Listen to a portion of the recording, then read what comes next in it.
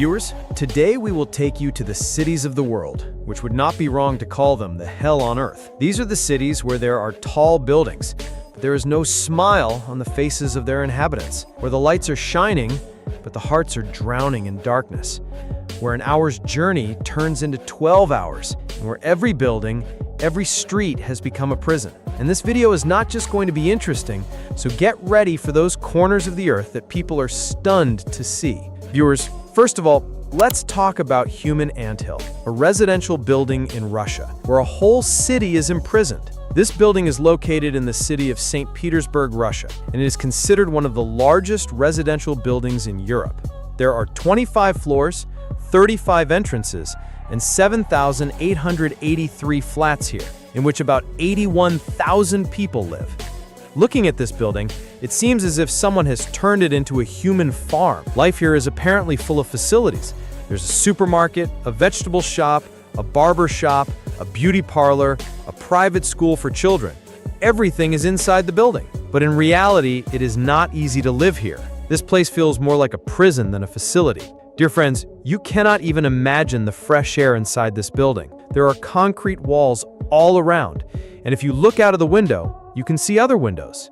Neither the sky is visible, nor the sun, nor the smell of rain. It feels like a human being has been cut off from nature and imprisoned in an empty box. There is no silence here.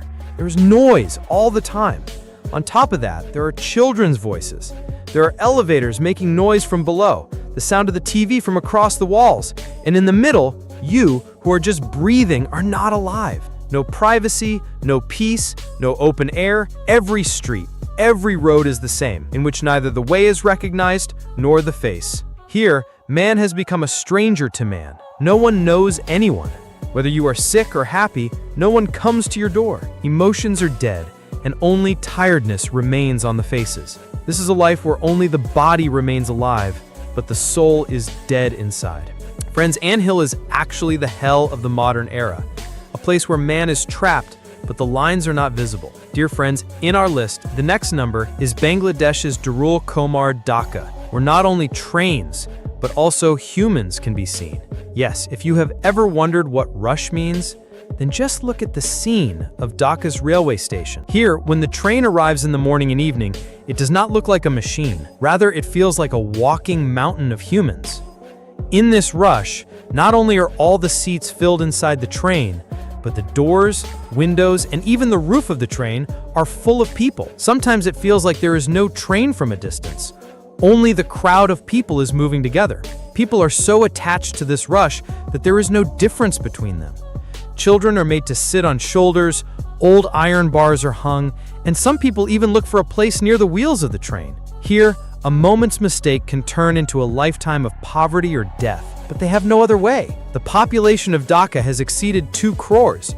The rush of cars on the roads, cycle rickshaws in the streets, and the hustle and bustle of humans on the trains, for the people here, reaching somewhere on time is a mission in itself. For them, transport is not just a journey, but a struggle for survival. Just think for a while that in a city where you can't even see a train, where the rush of humans hides the iron, how will life be there? Is this progress or the pain of being alive? Dhaka tells us that when the population is out of control and facilities are in short supply, then the rush of humans itself goes out of their bodies. Friends, now let's talk about the city of India, Mumbai, where getting on a train is equivalent to inviting death.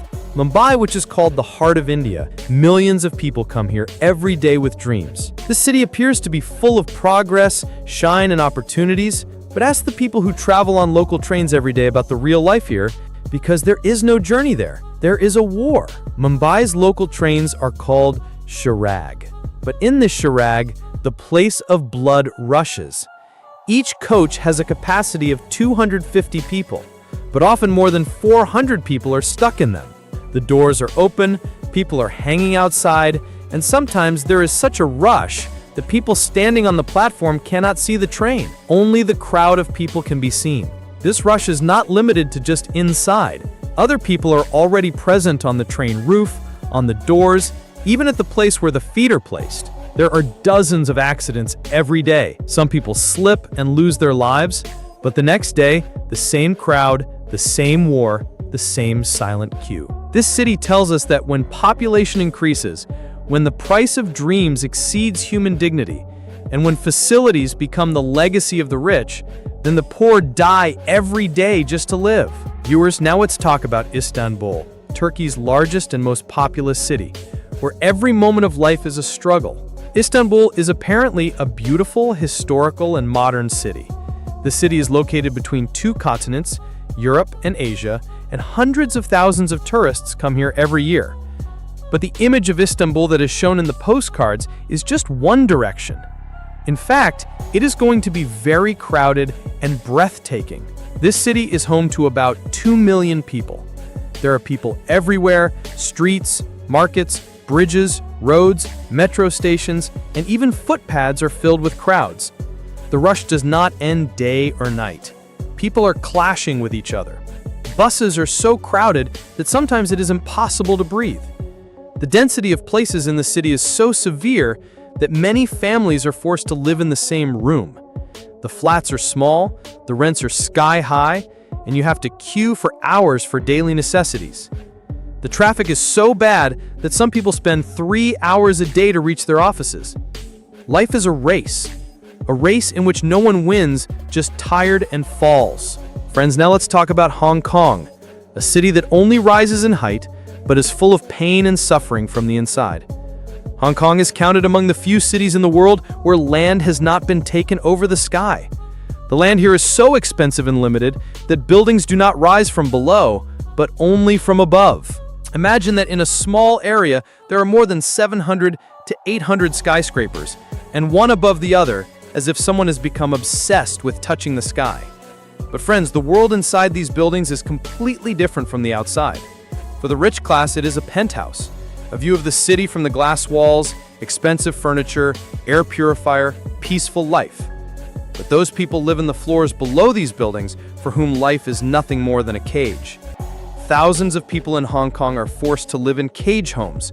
These are rooms that are only 15 to 30 square feet, so small that a bed, a fan, and a light can hardly come. Some are such that a person cannot even stand straight, and their walls are made of iron nets, like prisoners, but no one has committed a crime. So dear friends, if you think this city is just as scary as the video, then think again, because our own world is also going this way very fast. And if you want people to wake up, think, and learn a lesson from the conditions of these cities, then share this video with your friends and tell us in the comments which is the worst city hell in the world. Inshallah, see you in the next video. Until then, take care of yourself. Goodbye.